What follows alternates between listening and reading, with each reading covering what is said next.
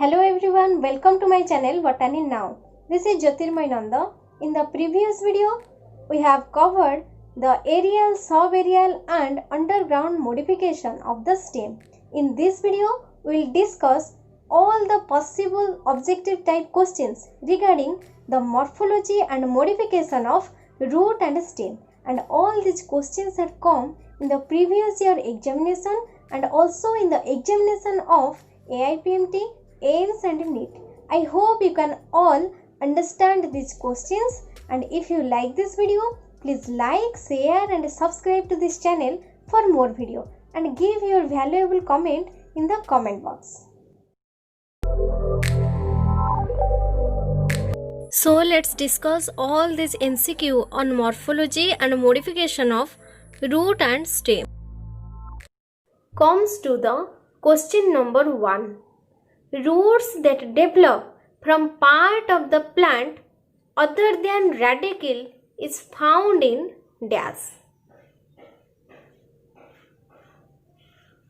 So, we have already discussed the roots which is developed from any part of the plant other than radicle is known as adventitious root.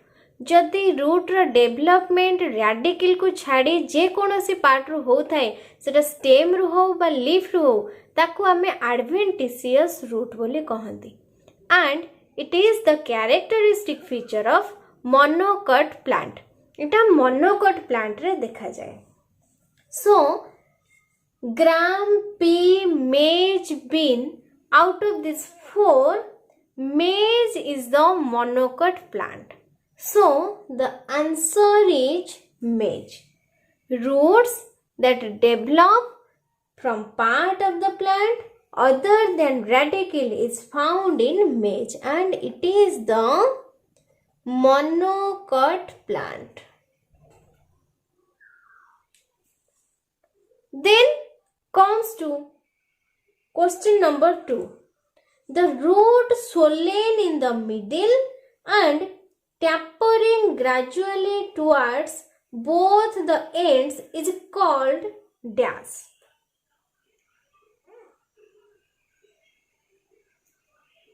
So, typically a taproot is straight and very thick. It is tapering and grows directly downward. In case of napiform root, napiform root case रे कौन हुए? Base is narrow, then it widens in the middle and abruptly tapers towards the end. Then, in case of moniliform root, the root gives a beaded-like appearance. Then, in case of tuberous roots, the root is irregularly arranged or irregular in shape. But in case of fusiform root, it widens in the middle and tapering towards both top and bottom. In case of fusiform, the base is narrow, then it widens in the middle and tapering towards the end. Then the top portion is also narrow and the upper portion or the apex portion is also narrow. So it is seen in fusiform root and the answer is fusiform root. Then comes to question number 3. Almost spherical and fleshy primary root tapering abruptly downward is dash. The options are fasciculated, annulated, beaded and napiform root.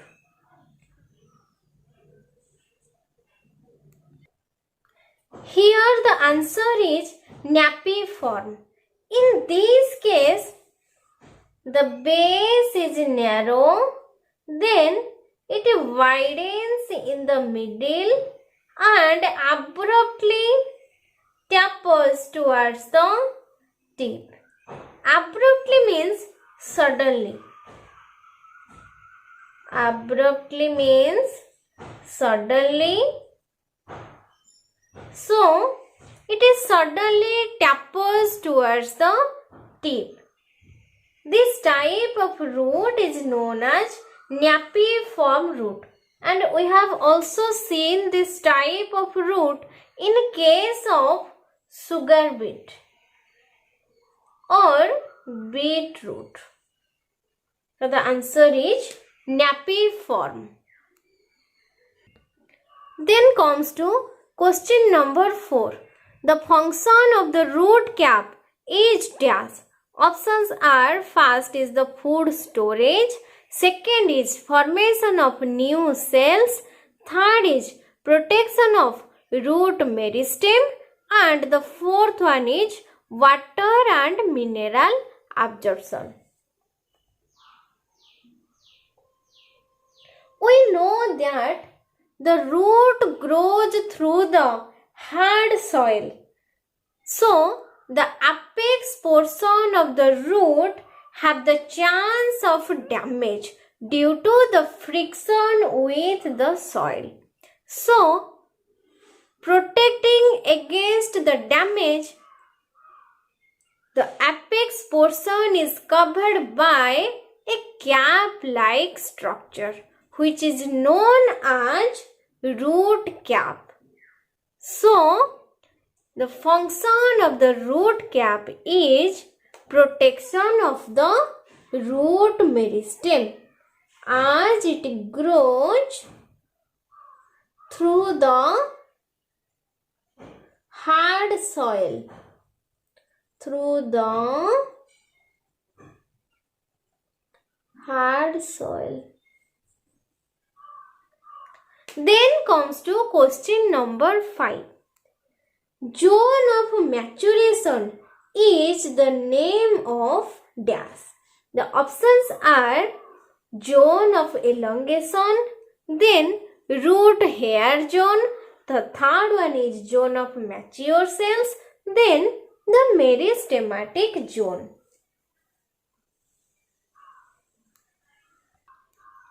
So, in the zone of maturation, all the cells are matured and differentiated for special function. It develops epidermal cell, cortex, vascular bundle, etc. From the epidermal cell, outgrowth like structure emerge. So this outgrowth like structure is known as root hair. So from the epidermal cell or epidermis, outgrowth developed. This outgrowth is known as root hair. Therefore, the zone of maturation is also known as root hair zone. So the answer is root hair zone. Then comes to question number 6. Velamen tissue occurs in dash. Options are: first is breathing roots, second is parasitic roots, third is epiphytic roots, and the fourth one is tuberous roots. So the answer is epiphytic roots. These type of roots grow on the body of other plant. Etah other plant surface रा body उपरे grow करिथांती. So it has not the capacity to absorb water and minerals from the soil. जेहेतु एटा अन्य body surface उपरे grow करंती, से माने soil surface सहित contact रे आसी पारंती नाही. So एमाने soil surface रु water और mineral absorption करि पारंती नाही. For that a dead spongy tissue developed in this type of root. Epiphytic root रे dead spongy tissue develop करिथाए जहाँ को आमे भेलामेंट टिश्यू बोली कही थांती. This velament tissue helps the epiphytic roots to absorb water and moisture from the atmosphere. एही velament tissue moisture absorption करिवारे help करिथाए. So the answer is epiphytic roots. Then comes to question number 7. Pneumatophores are found in dash. Options are A. The vegetation which is found in marshy and saline lake. Option B. Vegetation which found in acidic soil. Option C. Xerophytes. And option D. Epiphytes. Here the answer is the vegetation which is found in marshy and saline lake. Etah AIPMT exam रे भी आसीची. So this is the important question. In marshy area, the soil is waterlogged.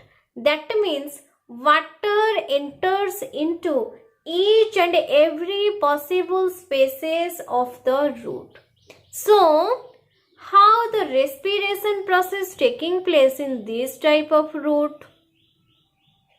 Here, the primary root develops, this is the primary root, this primary root develops lateral root, and from this lateral root, conical root arise. This conical root known as pneumatophores. Inside the pneumatophores, there is the presence of pore-like structure which is known as pneumatothores. So, by these pneumatothores, respiration or gaseous exchange taking place in the roots. So, the answer is the pneumatophores are found in the vegetation which is found in marshy and saline lake. Then comes to question number 8. Which of the following roots arise from lower nodes of the main stem and go obliquely in the soil? The options are prop roots, tuberous roots, stilt roots and epiphytic roots.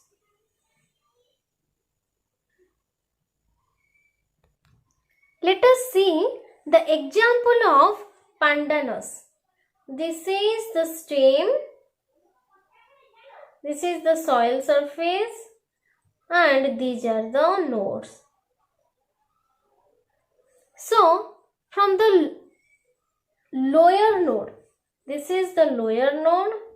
From the lower node, roots arise and it grows obliquely into the soil surface and gives mechanical strength to the plant. This type of root is known as stilt roots and it is found in pandanus and it grows obliquely into the soil. So the answer is stilt roots.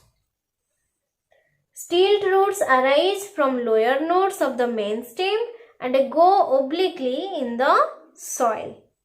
Then comes to number 9. Root cap does not develop in the root of dash. The options are hydrophytes, mesophytes, xerophytes and lithophytes.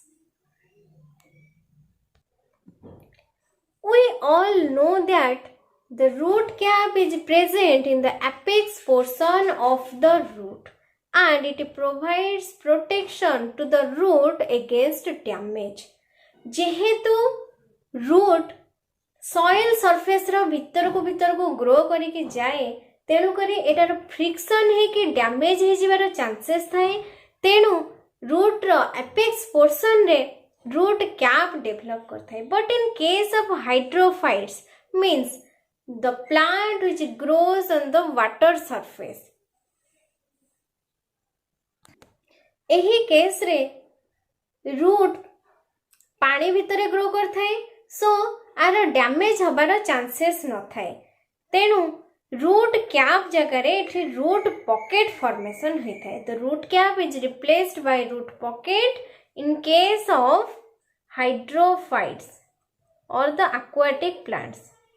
Root cap replaced by root pocket.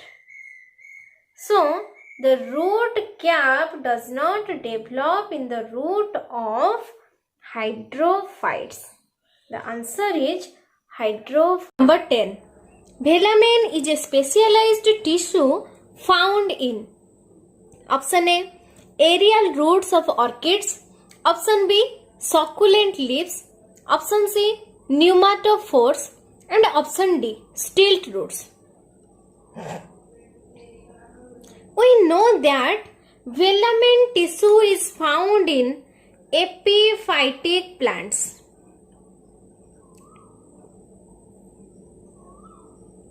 In case of epiphytes, the plant doesn't come in contact with the soil surface.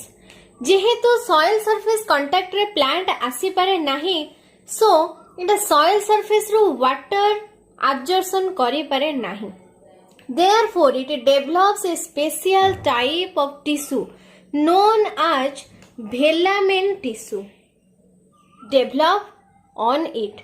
By this velamen tissue, it absorbs moisture from the atmosphere. So here orchids is known as the epiphytes or epiphytic roots. So the answer is velamen is a specialized tissue found in aerial roots of orchids. Then comes to next question. The plant which bears clinging roots is, options are A. screw pine, B. podostemon, C. trappa, and D. orchid. So, what do you mean by clinging roots? The epiphytes stick to the surface of a plant by a type of adventitious roots, which are called clinging roots. So, these clinging roots help in sticking the epiphytes on the plant surface. It also contains chlorophyll below the velamen coating. Contain chlorophyll below the velamen coating and helps in photosynthesis, and these clinging roots found in epiphytes. So out of these four, that is the screw pine, podostemon, trappa, and orchid, the orchids are the epiphytes. So the answer is the option D, that is orchid. Then comes to question number 12. Fibrous roots of Zea mays develop from option A lower nodes, option B upper nodes, option C internodes, and option D leaves. In case of G mays, if this is the structure, these are the nodes. So from the lower node, fine hair-like structure arise, and it grows obliquely through the soil surface, and it also provides mechanical support to the plant. This fine hair-like structure is known as stilt roots. So, this is a fine hair-like structure, so it is also known as fibrous root, and it arises from the lower nodes of the G-mage. So, the answer is lower node. Fibrous roots of G-mage develop from lower nodes. Then comes to question number 13. Cells of root cap possesses dash which participate in graviperception. Options A, starch grains. Option B, inulin. Option C, fat bodies. And option D, protein bodies. So here the root cap secretes a mucilage-like substance which is known as starch grains. Root cap secrete starch grains. यही starch grain root को gravity रा तळକୁ easily grow करिवा पाई की help करता है. So the answer is starch grains. Then comes to question number 14. Sucking roots are found in option A, Coscuta, option B, Tinospora, option C, Piper beetle, option D, orchids. So what do you mean by sucking roots? Roots which absorb nourishment from the other plant or the host plant, they are known as hostorial or the sucking roots. Known as sucking roots.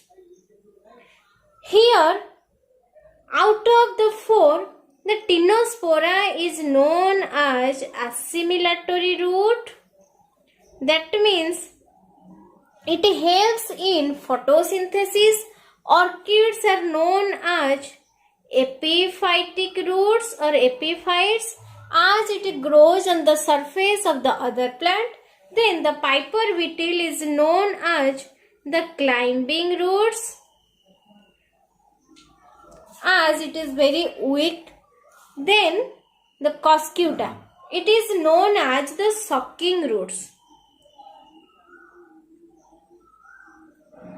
Because this Coscuta lives on the plants like Duramta, citrus, and they absorb water and minerals from these plants. So the answer is Coscuta. Then comes to question number 15. Which of the following sets represents the example of stilt roots? Option A, Bryophyllum, Begonia, Loranthus. Option B, Dahlia, Asparagus, Pandanus. Option C, Coscuta, Loranthus, Bryophyllum. Option D, G-mage, Saccharum and Pandanus. So the answer is the option number D. That is G-mage, which is known as mage, Saccharum, which is known as sugarcane, and Pandanus, which is known as the screw pine. In this case, here is the plant and this is the soil surface. These are the nodes. From the lower nodes, fine hair-like structure arise. This hair-like structure is known as stilt roots. So, the option D is the correct answer. Then comes to question number 16. Velamen present in orchids help in. Options are A, absorbing water from support. Option B, respiration. Option C, absorption of moisture from air. And option D, synthesizing food. We have already known that velamen tissue is found in epiphytes. So it helps in absorption of moisture from atmosphere, as this plant doesn't come in contact with the soil surface. So option C is the correct answer. Then comes to question number 17. New banana plants develop from option A rhizome, option B sucker, option C stolon, option D seed. So it is a subaerial modification and it originates from the basal part of the stem. So if this is the stem, from this basal part it grows upward or grows obliquely, and then it grows downward. Wherever it touches the soil, it develops a leafy shoot or a new plant. So it is the subaerial modification and arise from the basal stem. Here the rhizome and stolon, these two are the underground modification. These two are underground modification. These two are not correct. Then the seed is not the modification of the stem. So the answer is sucker. The new banana plants develop from sucker. Then comes to question number 18. Vegetative propagation of agave occurs through options A rhizome, option B stolon, option C bulbils, and option D sucker. Here the rhizome and stolon, these two are the underground modification. And the sucker is the subaerial modification.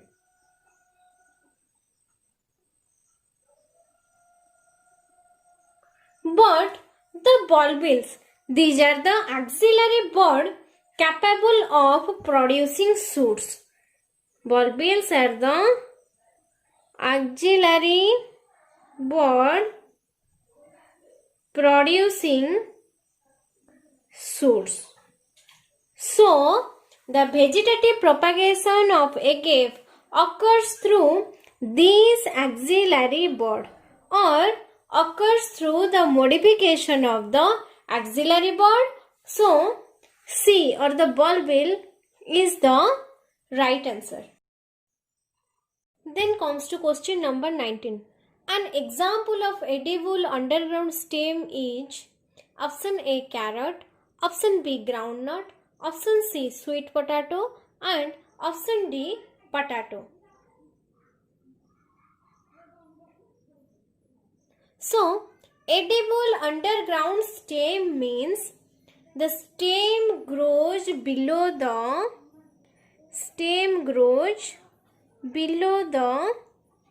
ground level and it is modified for storing of food.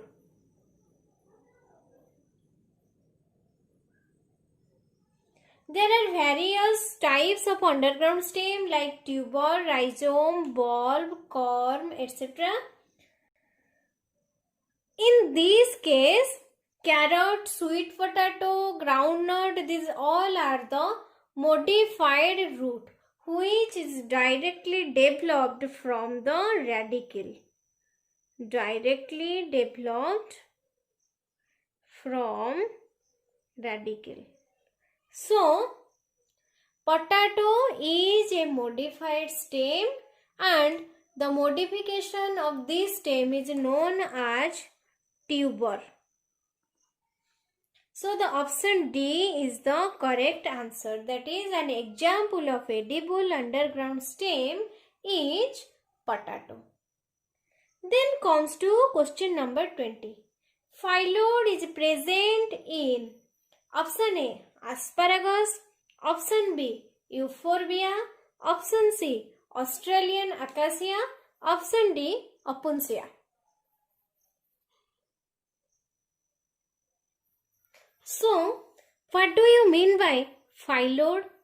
It is a modified petioles. Phyllodes is a modified petioles, and here the true leaves become reduced. True leaves become reduced to flat and wide structure. In case of asparagus, euphorbia and opuntia, the stem is reduced to form a flat green-like structure. So, the option C is correct answer. That is, in case of Australian acacia, the true leaves here develops or reduced to flat and a wide structure, which is the characteristic feature of the phyllodes. So, phyllodes is present in Australian acacia. Then comes to question number 21. Which one of the following is a xerophytic plant in which the stem is modified into the flat green and succulent structure? Options are opuntia, casuarina, hydrilla and acacia.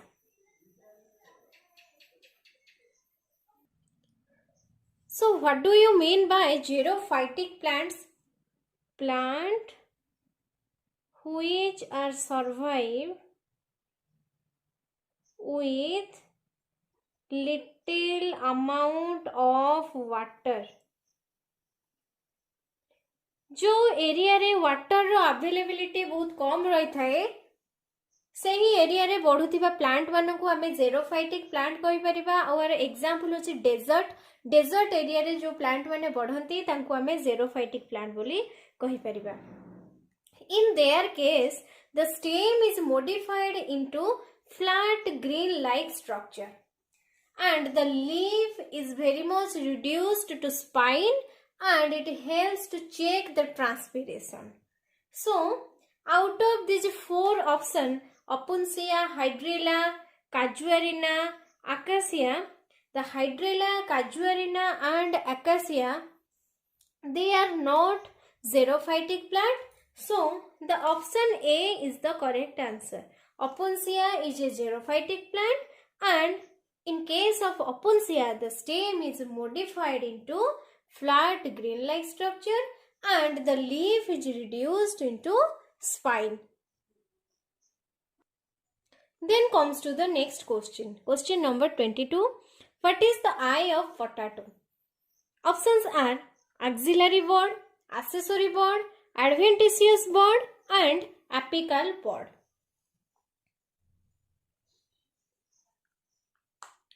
In case of potato, so this is the structure of potato. The scar-like structure which is developed on the potato are known as the eyes, and these eyes are the axillary bud. From these axillary bud, tiny leafy scale-like structure arise, and from this structure, new plant also arise. So, the eyes of potato is the axillary bud. Option A is the correct answer. Then comes to question number 23. Most reduced stem belongs to option A corm, option B bulb, option C stem tuber and option D rhizome. So reduced stem means stem is very much reduced to form a small disc-like structure, and the nodes and internodes are not differentiated here. If we take the example of onion and garlic. This is the stem part which is very much reduced, and from this disc-like structure the scaly leaves arise. So this is the small disc-like structure which is known as the stem, and from this stem leafy scaly-like structure arise, and this modification is known as bulb, and it is very much reduced. So most reduced stem belongs to bulb. The option B is the correct answer. Then comes to question number 24. Leaf opposed stem tendrils characteristically occur in, options are A. balloon vine, option B. grapevine, option C. passiflora, and option D. Antigonum.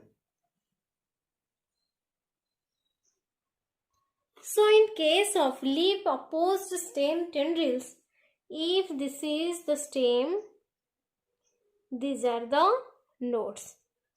From one node, the leaf-like structure arises on one side, and on the other side, the leafless-like structure arises.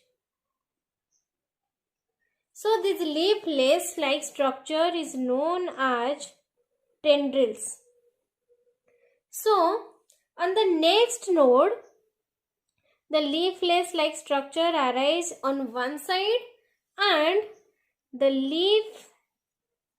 leafy shoot arise on the other side, and this process continues alternatively. This type of arrangement is known as leaf opposed stem tendrils, and this type of arrangement is found in grapevine. So the correct answer is grapevine. In case of balloon vine and Antigonum, inflorescence tendril are found.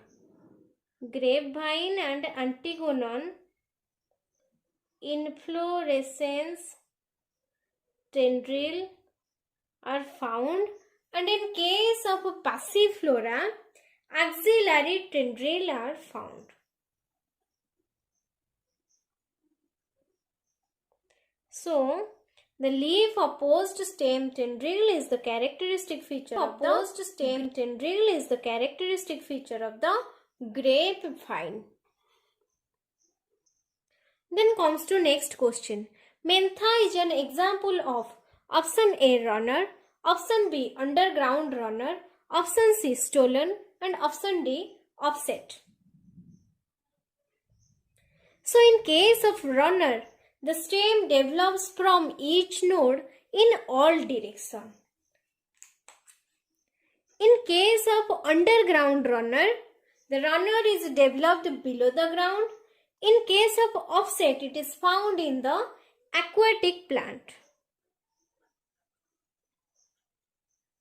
But in case of stolon, if this is the stem, from the base of the stem, lateral branch arise, and wherever this lateral branch touches the ground, it develops a new leaf-like structure and below the root. So this type of structure is known as stolon. So Mentha is an example of stolon. Then comes to next question. Stems of hydrophytic plants are called, option A stolon, option B rhizome, option C sucker, and option D offset. We have already discussed offset is the modification of stem found in hydrophytic plants.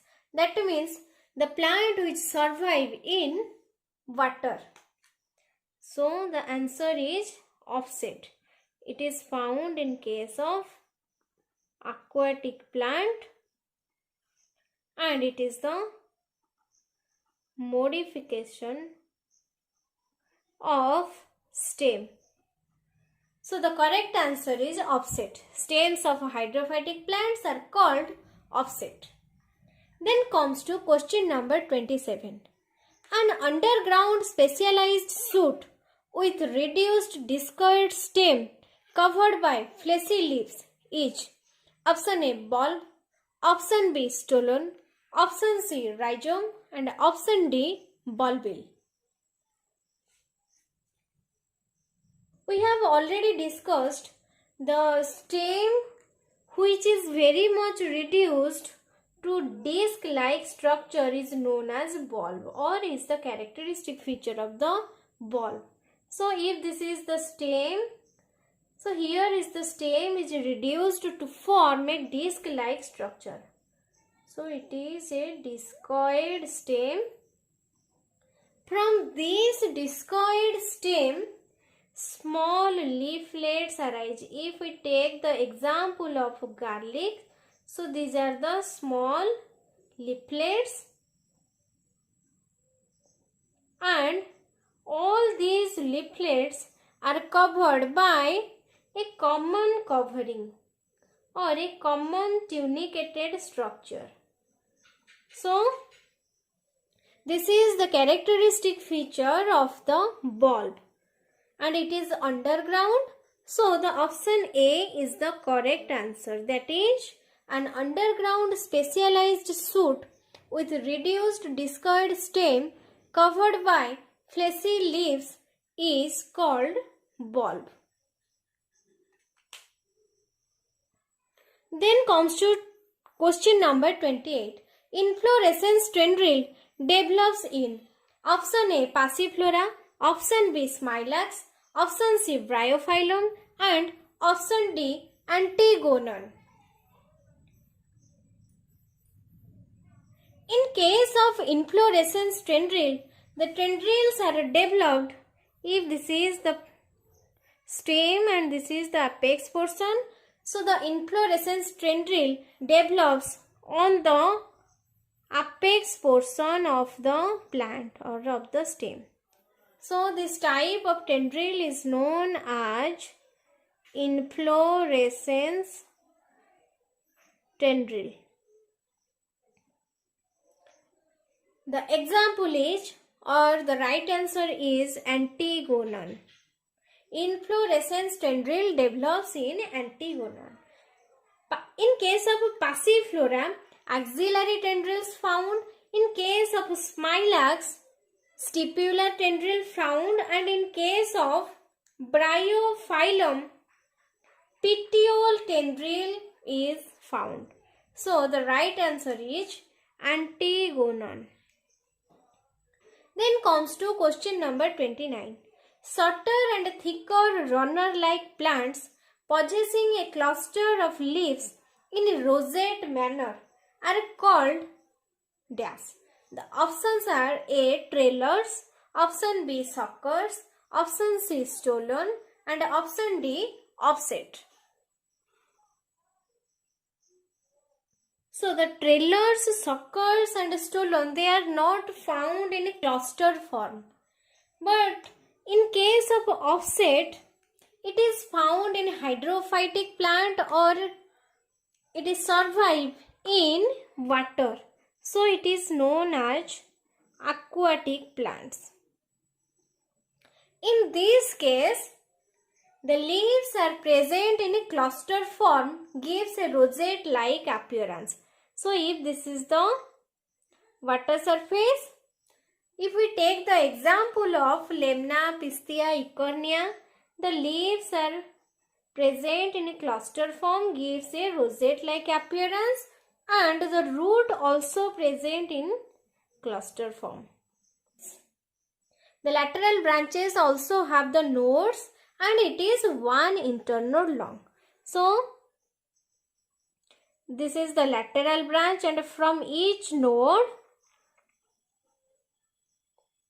cluster-like leaves appear. The leaves appear in a cluster form and gives the rosette-like appearance. And below the leaves also adventitious roots are developed, and it is present also in cluster form. So The right answer is opposite. Then comes to question number 30. Spines of opuntia are modification of option A, petiole, option B, leaf apex, option C, leaf margin, option D, the whole leaf. So we have already discussed opuntia is a xerophytic plant. In case of xerophytes, the stem is reduced to form a flat green-like structure and the leaf is reduced to spine. And it also checks the transpiration or also reduced the rate of transpiration. So here the whole leaf is modified into spines. So the right answer is the whole leaf. The spines of opuntia are modification of whole leaf. So in this video we almost covered the questions of morphology and modification of root and stem. I hope you all understand all these questions. So please like and subscribe to this channel for more video. In the next video we will go for the morphology of leaf.